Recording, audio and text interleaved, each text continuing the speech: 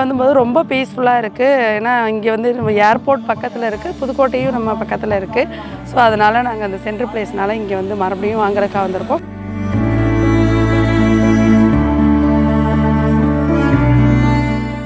ரொம்ப ராசியாகவும் இருக்குது எங்களுக்கு இவங்கள்ட்ட வாங்குறது.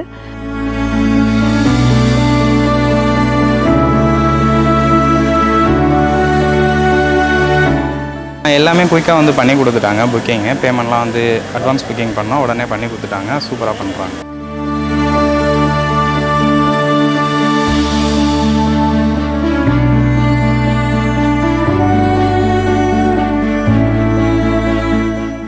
சென்னையிலேருந்து வந்தோம்மா.